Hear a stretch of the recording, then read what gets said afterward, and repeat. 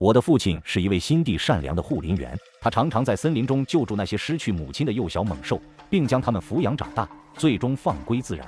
随着这些猛兽成年，他们会带着自己的家庭回到这片森林，似乎在感谢父亲的养育之恩。父亲为此感到自豪，他坚信所有的生灵都有灵性，并鼓励我们继续行善。然而，有人提醒他，这些猛兽可能是在带着后代来观察潜在的食物来源。更糟糕的是，他们可能还希望父亲这个诱饵能带领他们下山寻找更多的食物。护林员林松是我父亲新来的搭档，他被上级指派来协助我父亲。9月的长白山已经迎来了初雪，作为经验丰富的老护林员，我父亲早已备好过冬物资，准备在长白山待到明年4月。为了筹集我的研究生学费，他希望那只经常来访并给他带来灵芝和人参的感恩棕熊能带来更多值钱的东西。屋外寒风呼啸，偶尔传来雪花拍打门扉的声音。父亲满怀期待地打开门，以为是棕熊又来送礼物了。然而，站在门外的是林松。林松是我的父亲的晚辈，他总是喜欢听父亲讲述他在森林中的奇遇。他对父亲从猎人手中救下那只重达300斤的母棕熊的故事特别钦佩。但今天，林松的表情显得异常严肃。陈哥，我说话直，你别介意。你想说什么？咱们先喝点。父亲已经看到林松带来的小酒，热情地邀请他进屋。林松四处张望后，急忙进门。陈哥，这熊不是来报恩的，他是来要你命的。他带着孩子来，是让孩子认认食物。父亲与野生动物相处已久，对棕熊报恩的事颇为自豪。他不悦地反驳：“我还救过这熊的命，他怎么可能要吃我？”林松急了，声音不自觉地提高：“你太天真了。”他意识到自己的失态，擦了擦脸：“陈哥，这熊每次给你送东西时，是不是都要抱住你，还流口水？那可能是他在衡量你够不够他吃的标准。”父亲有些惊讶，因为林松说中了那只感恩熊的行为，而这些与熊相处的细节，父亲从未向任何人透露。其他人一见到那只熊就远远地逃开，就连父亲以前的护林员老李也不敢靠近。这只是你的猜测。父亲皱眉说：“小林，你就是太杞人忧天了。如果这熊真的为了测量，那他为什么要帮我砍柴呢？”林松的声音颤抖：“他还帮你砍柴？陈哥，你真的不能再留在这里了。他可能已经吃过人了，否则不会这么通人性。我们这里有个说法，通灵性的动物要么是因为行善积德而开智，要么是因为吃过人肉夺取了人的智商。后者这种动物甚至能穿上人皮，伪装成人类。吃过人肉后，他们会觉得其他肉都索然无味。”林松可能想到了这一点，脸色变得更加苍白。父亲笑了笑：“娜娜和其他野兽不一样，她知道感恩。”不过为了打发林松，他还是敷衍道：“知道了，我会小心的。天色已晚，外面不安全，你先回去吧。”林松察觉到父亲的敷衍，可能觉得好言难劝，该死的人，不高兴地重重叹了口气。临走时，他似乎还不死心，再次提醒父亲：“陈哥，如果你不信，今晚的小熊崽子肯定会来找你，他肯定会向你讨吃的，试探你有没有戒备。”父亲没有回应，显然不信。林松悻悻然离开了。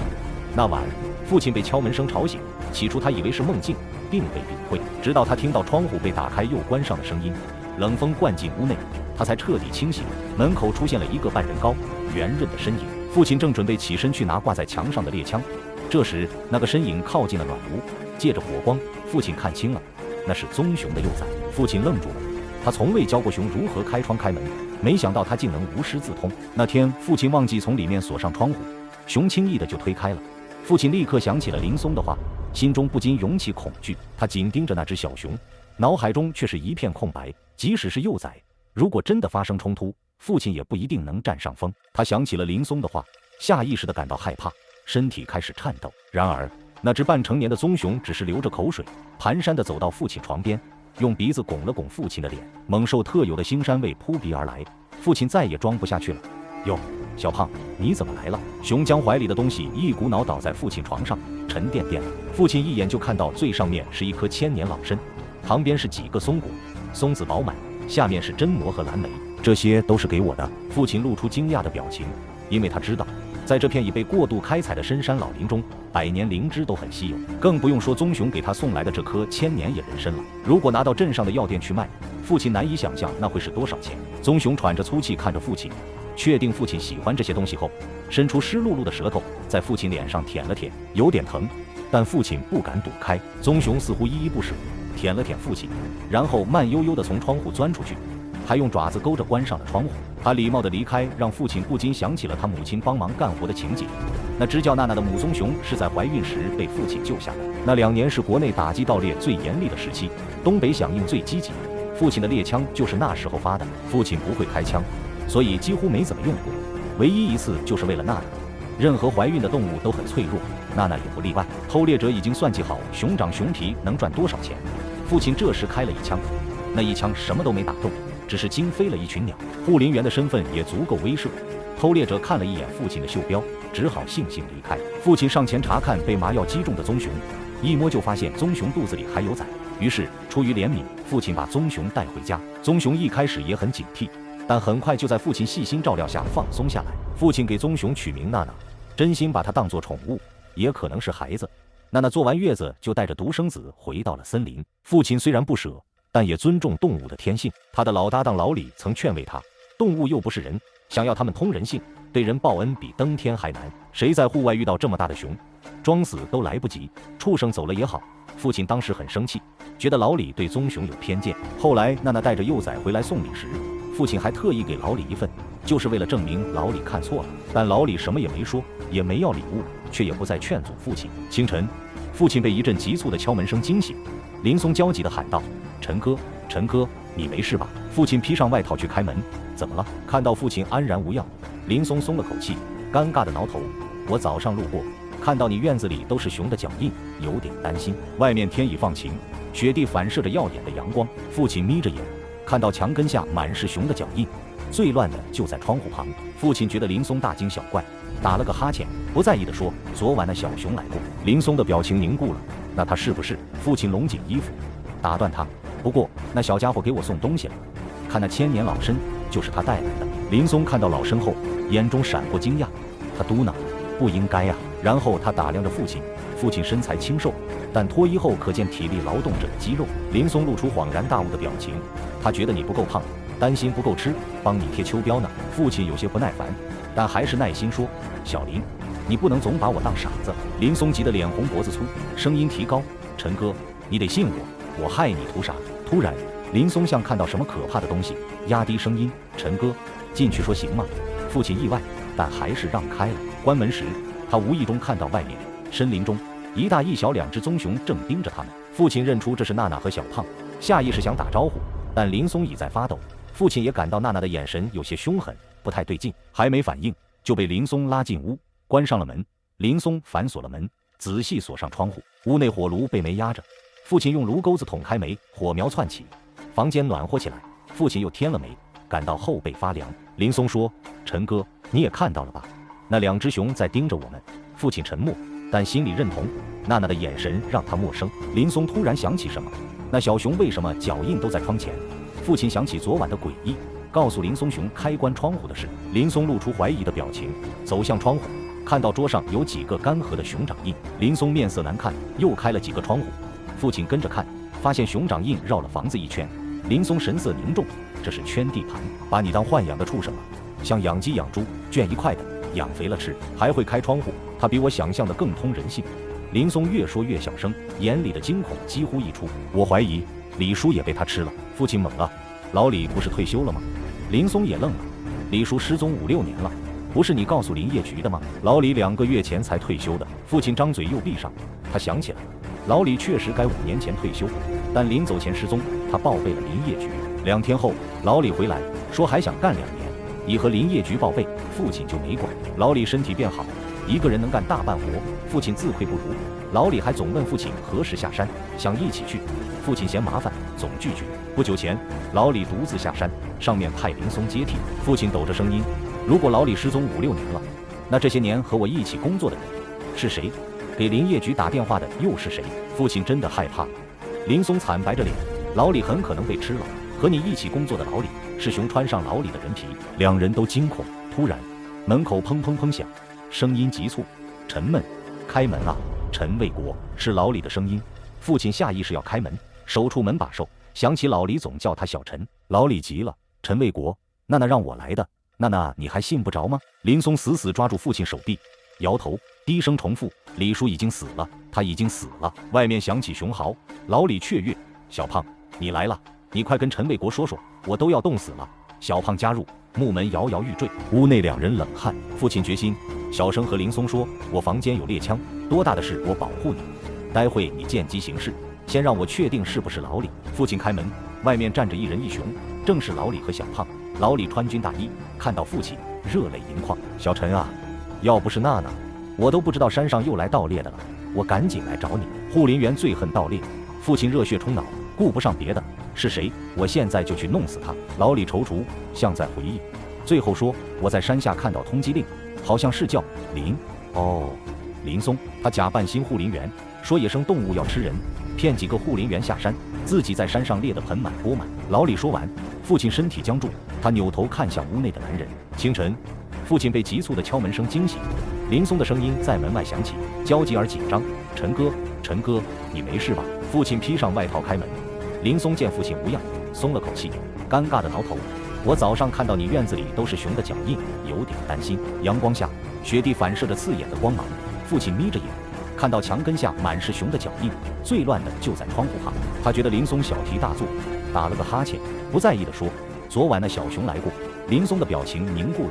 那他是不是？父亲拢紧衣服，打断他：“不过那小家伙给我送东西了，看那千年老参就是他带来的。”林松看到老参后，眼中闪过惊讶，他嘟囔：“不应该啊。”然后他打量着父亲，父亲身材清瘦，但脱衣后可见体力劳动者的肌肉。林松露出恍然大悟的表情，他觉得你不够胖，担心不够吃，帮你贴秋膘呢。父亲有些不耐烦，但还是耐心说：“小林，你不能总把我当傻子。”林松急得脸红脖子粗，声音提高：“陈哥，你得信我，我害你图啥？”突然，林松像看到什么可怕的东西，压低声音：“陈哥，进去说行吗？”父亲意外，但还是让开了。关门时，他无意中看到外面森林中一大一小两只棕熊正盯着他们。父亲认出这是娜娜和小胖，下意识想打招呼，但林松已在发抖。父亲也感到娜娜的眼神有些凶狠，不太对劲，还没反应就被林松拉进屋，关上了门。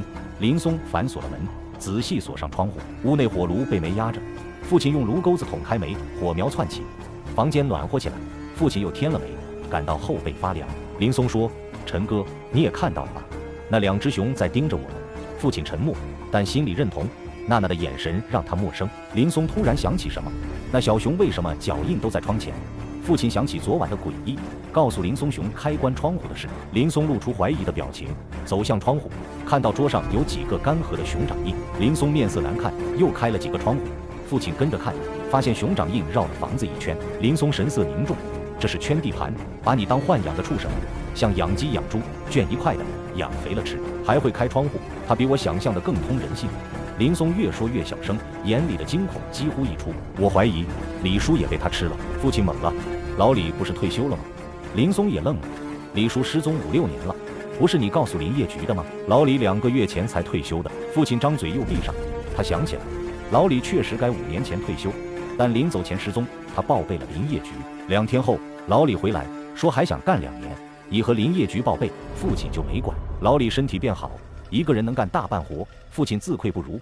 老李还总问父亲何时下山，想一起去，父亲嫌麻烦，总拒绝。不久前，老李独自下山，上面派林松接替。父亲抖着声音：“如果老李失踪5、6年了，那这些年和我一起工作的人是谁？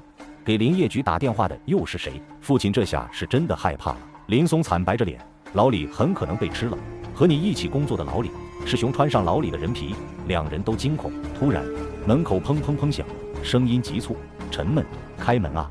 陈卫国，是老李的声音。父亲下意识要开门，手出门把手，想起老李总叫他小陈。见父亲迟迟不答话，门外的老李应该是急了：“陈卫国，娜娜让我来的。娜娜，你还信不着吗？”林松死死抓住父亲的手臂，向他摇了摇头。他低声的重复：“李叔已经死了，他已经死了。”外面响起了熊嚎，随后响起了老李雀跃的声音：“小胖，你来了，你快跟陈卫国说说，我都要被冻死了。”有了小胖的加入，那扇半旧的木门显然承受不住，摇摇欲坠。屋内2人都渗出冷汗。父亲下定了决心，小声和林松道：“我房间有猎枪，多大的事我保护你，待会你见机行事。先让我确定是不是老李。”父亲打开门，外面站着一人一熊，正是老李和小胖。老李穿着军大衣，看到父亲的瞬间，他就变得热泪盈眶：“小陈啊，要不是娜娜，我都不知道我们山上又来盗猎的了。我赶紧就来找你了。”他们护林员最见不得的就是盗猎盗伐的事情发生。父亲也直接热血直冲脑门，顾不上别的了，是谁？我现在就去弄死那个龟孙子。老李踌躇了一下，像是在努力回忆，最后说：我在山下的时候还见到了通缉令，好像是叫什么林。哦，林松。他假扮新的护林员，说野生动物要吃人，骗好几个护林员下山，自己倒是在山上猎得盆满钵满的。老李话落，父亲身体直接僵住了，他扭过头看向房间里面的男人。林松一张红扑扑的青年脸在屋内小火堆的映衬下透着油润的光泽，神情虽然慌乱，但那双眼睛暗沉沉的，眼珠子都不转动，像个深沉的蜡像。他好像并不是真的慌张。见父亲看他摇头警示：陈哥，老李已经被吃了，他的话你不能信。老李这才发现林松的存在，立刻就冲进房间里面扑上去要揍林松，俩人瞬间扭打在一起。父亲看着还站在门外的小胖，大着胆子挥手让他先离开，没想到小胖看了一眼里面，乖顺点头离去。父亲关上门，身后动静弱了，老李已经把林松掐得面色涨红，林松正在艰难地想开口求救，父亲把他们俩拉开，他们俩即使已经分开，气氛仍然十分紧张。林松躲在父亲身后，小声地问：你怎么能让这只熊进来？老李听得一清二楚，他气得脸红脖子粗，表示现在人都相信科学，别他妈以为编点故事就能唬住我们。父亲被他们俩吵得头疼，他不得不出声叫了停。我给林业局打个电话，你们俩谁说的是真的，我就一清二楚了。他们俩纷纷表示同意，但是父亲拨出电话之后就傻眼了，没有信号的地方，打出去的电话在响了2声之后就会自动挂断，这山里没信号了。这2天下大暴雪，估计是雪把信号塔给压塌了。胸有成竹的2个人都用热切又期待的表情看着父亲。父亲意识到，这俩人有人因为知道自己是真的自信，有人因为知道信号塔没用了，笃定这通电话打不出去。父亲尽量不让自己表现得很惊慌，淡定地说：没信号。2个人不约而同地表现一愣。林松率先抓住父亲的手臂：你要相信我啊，陈哥，我愿意陪你去修信号塔。老李冷哼一声：谁知道你是不是想趁机害死陈卫国？到时候我一个老头子可打不过你。父亲一时也犯了难，不知道该怎么劝。林松咬了咬牙：陈哥，你自己小心，我自己去修信号塔。说完，林松就直接摔门离开了。父亲想阻拦一下，因为外面刚下过雪，看不出来深浅，人要是掉进雪里很容易就窒息而死。老李却拦住了他：一个盗猎的，死了也算是活该。老李说这话的时候，眼睛闪过一抹猩红。父亲看得一愣，但老李很快就恢复正常了，只是眼神依旧阴狠，而林松也没了影。父亲犹豫着说：老李，要是他真是偷猎的，咱们把他送到派出所，由警察解决。这大雪豪天的，他真有点啥事，我肯定过意不去。老李则是完全不在意，能有啥事？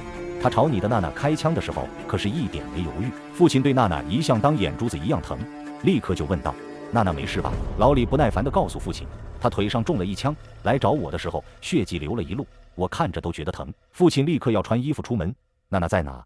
我得去看看她，她受伤不管活不下去的。老李一把拉住父亲，语气也缓了下来：没啥事，我还不知道你吗？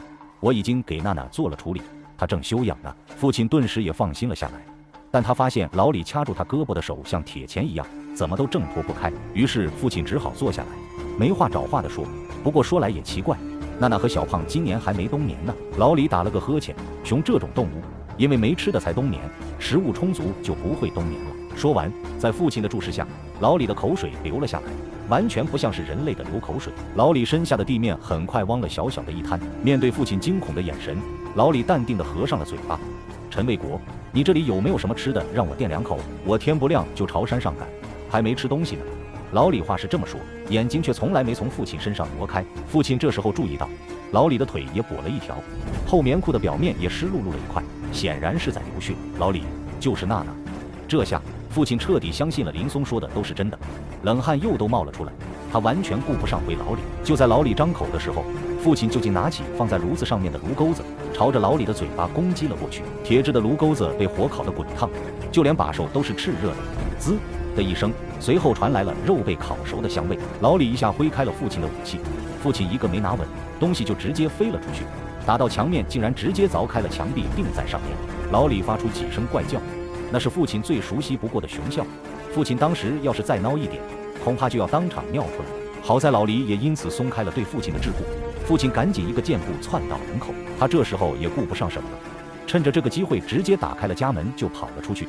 但是他没想到的是，小胖没有离开，大概是父亲关门之后，他就去而复返，悄无声息地蛰伏在门口，等着套上老李皮肤的娜娜进一步的指令。他现在要拦住父亲。屋内这时候传来了一声熊笑，这一声大概传递了什么讯息？小胖瞬间也呲起来牙，明摆着一副要进攻的姿态，大概危险可以激发人的无限潜能。父亲迅速关上家里的门，反锁上，阻挡了娜娜冲出来。他朝着院子里放在煤的地方跑过去，最后牺牲自己一条胳膊，换来一个能摸到铲煤铁锹的机会。他在娜娜开窗跑出来之前，狠狠给小胖的脑袋上拍了2下，小胖痛得松开了口。父亲借此机会直接跑出院子，还把院子的门栓也不插上。就算熊爬墙也需要时间，拖延的时间够父亲跑出去好远。长白山的冷风呛进肺管里面，像是要在里面结冰。父亲在雪地里深一脚浅一脚的跑，摔了不知道多少回，脑子都要被冻木了，但他不敢停下，熊笑声就在他身后。直到看到信号塔，父亲才松了一口气。他感觉喉咙里泛着血腥味，一旦停下就不断的呛咳。山里仅有的信号塔果然已经倒了，截断的地方比父亲还要高一点。当初修建这座信号塔的时候，上面还特意考虑了山里的气候特殊，用的材料都是水泥混合钢筋，超级耐用结实。但现在看起来，这座塔像是经历过什么巨物的反复撞击，被硬生生的撞断，上面留下了巨大的抓痕，一大一小。父亲只一眼就断定了是那2只棕熊，娜娜和小胖母子做的孽。塔下，林松不在，此时父亲的双脚已经被冻得没有知觉。林松的房子倒是离信号塔不远，但是父亲当时已经再也走不了一点。熊笑声越来越近，父亲却再也站不起来，只能无助地捶着双腿。绝境下，父亲十分后悔，几乎准备认命，让自己成为熊的口粮。没想到随着一阵咔咔踏雪声，林松来了，他手上还拿着工具箱，大概是真的打算修一下这个信号塔。当他看到父亲的时候，一脸惊讶。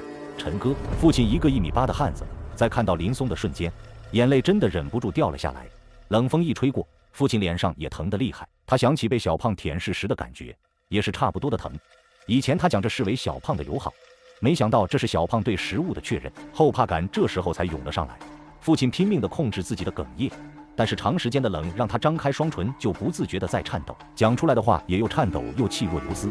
熊快跑！父亲话音落下来的瞬间，林松的脸色也变得苍白，但是他看得出来父亲已经没什么力气再说话了。林松问道：我的屋子成不？父亲艰难地点了点头。林松四下张望，看没有熊的身影，他也顾不上工具箱了，直接背着父亲朝着他自己的房子里面走。门窗刚刚锁好的时候，他们俩还没来得及松口气，就被巨大的撞门声吓得浑身一震。那撞门声一下比一下沉重，门板似乎随时都要被撞开。父亲和林松赶紧把家里沉重的家具都挪到门那里堵住。撞门的大概也察觉到了撞开门无望，没继续撞下去，白费力气。下一刻，一只巨大的熊掌出现在窗边，狠狠的一击，玻璃就应声碎裂，冷风灌了进来。那一瞬间，他们俩心都提到了嗓子眼。东北的老式窗户结构这时候发挥了作用，铁质的窗沿坚不可摧，而被窗沿分割成几块的窗户，不足以容纳一头熊或者一个人进来。何况外面是显然已经成年、更加体型巨大的娜娜。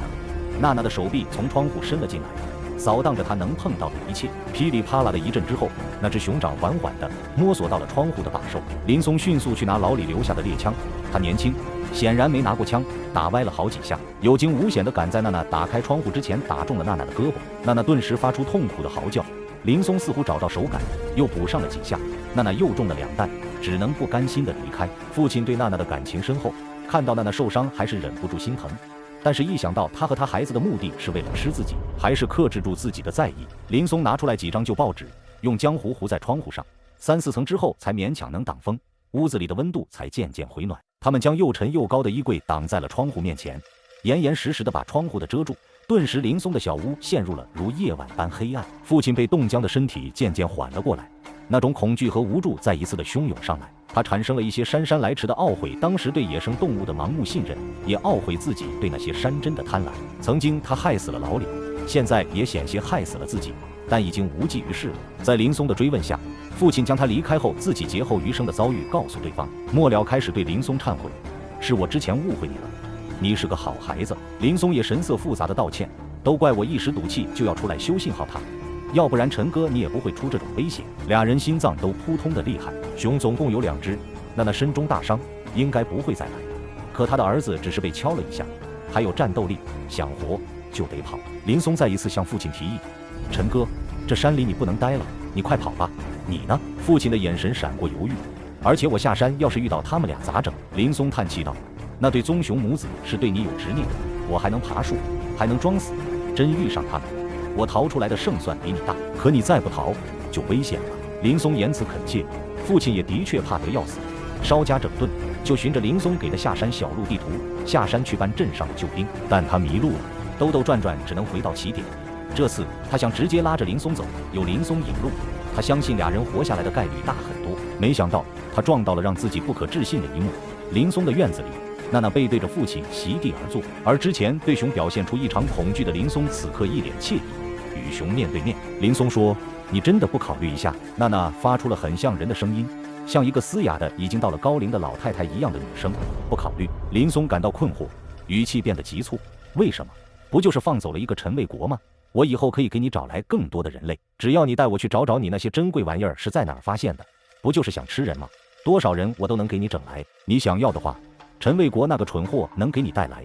娜娜对此不为所动，仍然用那种奇怪的女声说：“不考虑。”父亲总算明白了，林松是故意把他支开，要跟娜娜达成合作。熊的嗅觉和听觉实在比人发达了太多，等父亲听够了，想全身而退的时候已经来不及了。娜娜扭头死死地盯着父亲隐藏身形的松树，口水已经不自觉地流了下来，眼睛都泛着绿光，像是饿极了的时候看到了美味的食物一样。林松也发现了娜娜的状态，最后他应该是看到了父亲衣服的一角，露出一个恍然的表情说：“陈哥，都听到了，为什么还躲躲藏藏的？”父亲想撒腿就跑，但他现在的体力完全跑不过这一头熊，那一人一熊都能听得懂人话。父亲犹豫了一会儿，决定直接面对他们两个。父亲想质问，但其实他已经自身难保了。林松还没拿下娜娜的点头，对父亲也露出了本来的面目，满脸不耐烦地说：“陈哥，我本来想让你跑的，你怎么又回来了？”一直在他面前表现得畏畏缩缩的父亲冷笑了一声：“要是我不回来，我都不知道你背着我有这么大的计划。”随后父亲下了命令：“娜娜，上！”林松不屑一顾：“他想吃你这件事，我可没骗你，你居然以为你还能使唤他？”很快他就为他的不屑一顾付出了代价。娜娜直接把林松扑倒在地上，一口撕下来林松肩膀上一大块肉。周围的树林里又冒出了一个阴影，那是小胖。在娜娜的示意下，小胖哼哧哼哧的就啄娜娜咬开的伤口吃了起来林松的肉。林松的惨叫惊起了一片森林的鸟。娜娜走过来蹭了蹭父亲的脸颊，温顺的像是什么家养的动物。棕熊的毛实在是有点硬，扎得父亲脸上又疼又痒的。父亲摸摸娜娜的毛，告诉林松：“本来我不想杀你的，但是我的娜娜和小胖太饿了，他们看上你的肉，我也没有办法呀。”父亲露出了一个不忍的表情，看着娜娜的眼神里满满的都是怜爱。但林松已经没有办法给他回应了，他连惨叫声都发不出来了。他到死都不知道为什么最后是他成为娜娜母子的储备粮。其实父亲很早就知道娜娜是一只不同寻常的棕熊，它知恩，但也馋人肉。猛兽跟人类最大的不同在于，它的兽性明显压过它的理智。两脚兽的肉太香了，它扑在父亲身上流哈喇子，一边道歉一边舔舐。为了活命，父亲主动做他的伥鬼，将其他人带给他们母子吃。消失的护林员越来越多，老李是上一个，林松则是今年的祭品。父亲老早就知道组织怀疑起自己，要派人来查护林员无故失踪的秘密。为了向组织蒙混过关，也为了交差和保命，他选择和娜娜母子演一场熊口逃生的戏。他为了掩护同事光荣负伤，咬人的棕熊母子远逃西伯利亚大山，这样他们三都能活下来。娜娜他们吃饱了最后的馈赠，和父亲道谢离开。父亲倒在伐木工人必经的路上，被抬下山救治。伤好后，他就辞去了护林员的工作。组织上给予了准予，还给了丰厚的抚恤。00，和爸上山一趟吧，我还有很多东西没拿，里面还有娜娜送我的人参饼。伤好出院后，父亲对我说，我对父亲跟我讲的故事十分头疼，不想再听这个老头的叨叨和吹嘘。这世上除了人，哪里会有那么聪明狡黠的动物呢？但他坚持要回去一趟，拿人参和他多年的工作笔记本。我拗不过他，只能在一个晴日出发。山路不好走，我俩快开到那个小屋的时候，天色已经有点黑了。看到小屋，父亲很开心。我本来以为他是要彻底结束了这边的工作开心，但他的开心好像并不是因为这个。他的表现很怪，有点僵硬。我回头的瞬间，他眼里好像闪过一抹诡异的猩红。00，这世上真的只有人类是最聪明的动物吗？